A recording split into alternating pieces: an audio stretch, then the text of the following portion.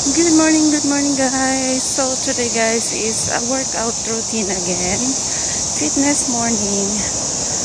Kumusta kayo dyan lahat? Welcome to my channel. This is May.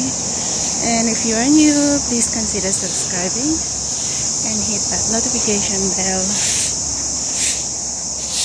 So you'll be notified whenever I uploaded a new video. And thanks for your endless support guys. So, samahan niyo ako sa aking paglalakbay or sa aking morning routine. So, since Monday ngayon guys, mag-walk muna tayo para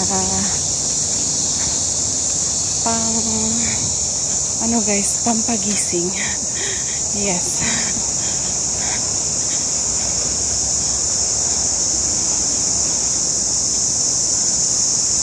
And stay tuned. Dito ako dumaan sa seaside.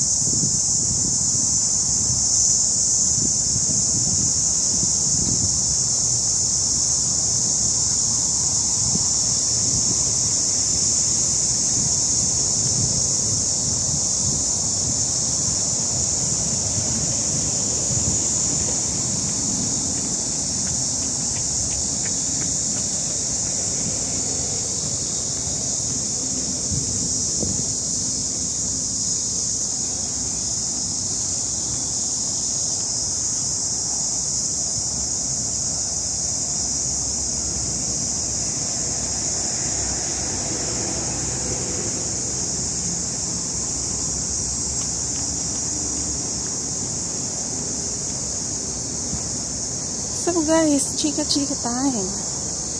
Yes, chika time. Bilang isang OFW, paano mo ba panatilihin ang iyong kalusugan?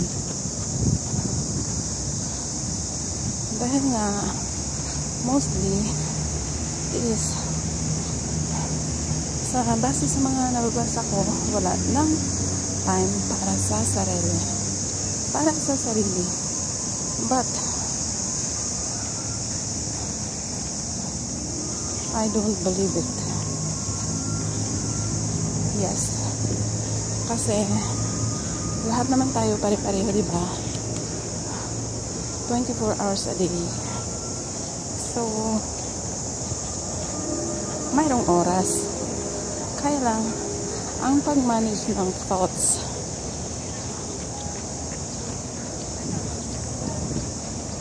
ang problema. So, first is you have to manage your thoughts, and then you can manage your time. Dahil if you keep thinking na wala kang oras, yes, I believe you cannot. Wala ka talagang oras para sa sarili.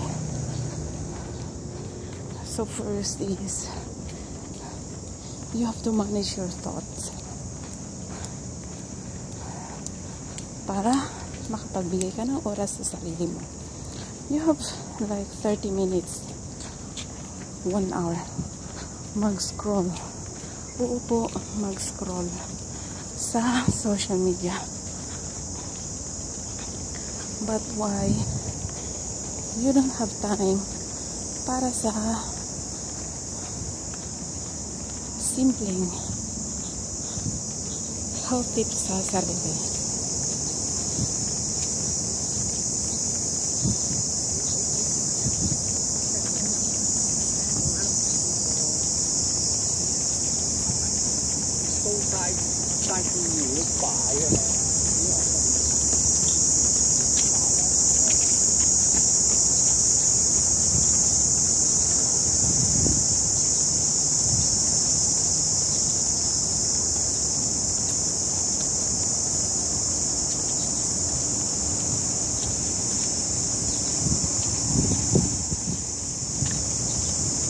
So, buti ngayong araw guys, hindi siya masyadong mainit.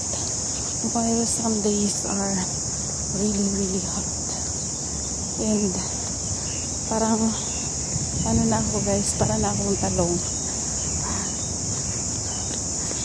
Sobrang itim na. So balik tayo guys. Managing your thoughts. Diba? Kung iisipin mo, tayong lahat na mayroong 24 hours a day. Why others say they don't have time? Others have a lot of time. Others I just say half. Mayroon time pero only 15 minutes. Kaya isipin mo, bakit laging sinasabi ng iba na walang time? Dahil una guys is ang pag-iisip. So if you will think na yes, I have time, pareho kami lahat na may 24 hours a day, so why can't I spare a time para sa aking sarili? Dahil yung pag-upo mo, nasabi mo rest for 5 minutes, 10 minutes, 15 minutes, then nag-scroll ka sa social media, sa Facebook, manood ng YouTube videos, but hindi mo na namalayan na umabot na siya ng 1 hour. So ganun guys, yung manage your thoughts. Dapat you have to yung gagawin mo talaga, first is 5 minutes, then next is after ilang araw, let's say increase it to 10 minutes, then 15 minutes. So hindi mo malayan guys, maging habit mo na yun siya, and that's the start na hanapin mo na ang routine mo, or let's say makikita mo yung result. Kaya dapat guys, dapat talaga ano kayo ng morning routine or time for self.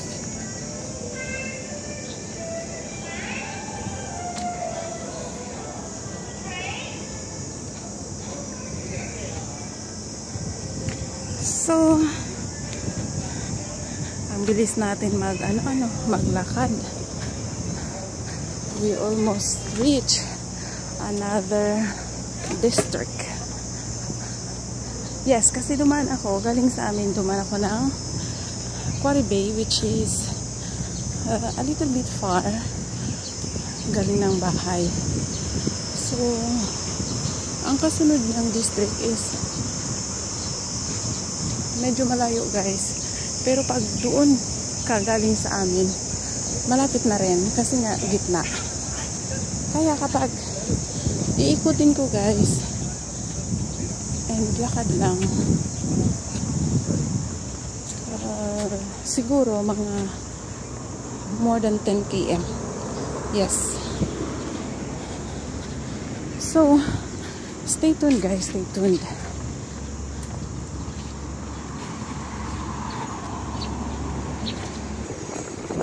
So dito na tayo ng guys, nakasaywan ako.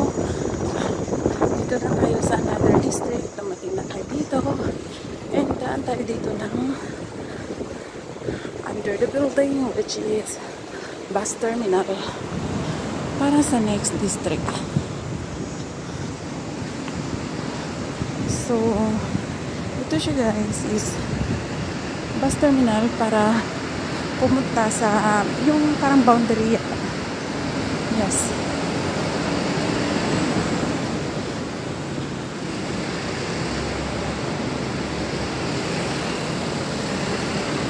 So diba, di lang namalayan.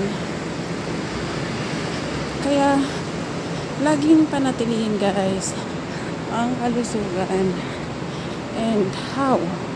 Paano ba? First is you have to manage your thoughts. Manage your thoughts. Set a time. Start from 5 minutes every day. Then gradually increase it to 10 minutes. Then later on, another 5 minutes added. So, it will be 15 minutes. And hindi na siya namamalayan guys. Makabuo ka na ng isang oras every day para sa sarili. Or let's say kahit 30 minutes lang every day. And you will see guys, unti-unting first 3 months hindi mo pa makikita yung result ng pagsaset mo ng 30 minutes daily para sa sarili. But after 3 months guys, you will see and you will know.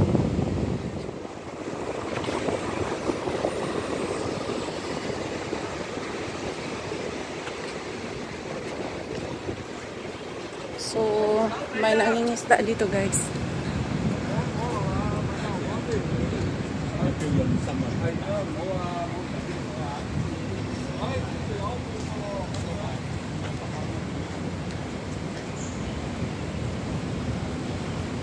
So guys, if you ever find the video helps you, please consider sharing it to your any social media platform or to your YouTube community.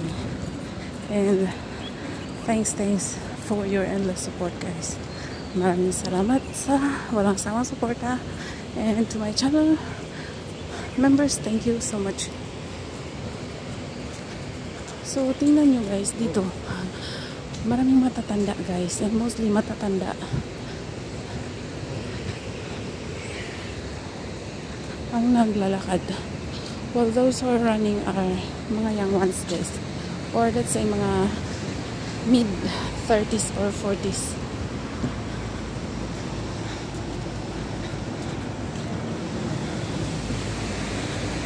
So hope to see you soon again, and thank you for sharing your time with me. So stop tayo dito, then tatawid ako mamaya sa kabila guys para mag-run. And thank you for your endless support again. So fishing port dito guys, doon sa dulo maraming isda doon na binibenta.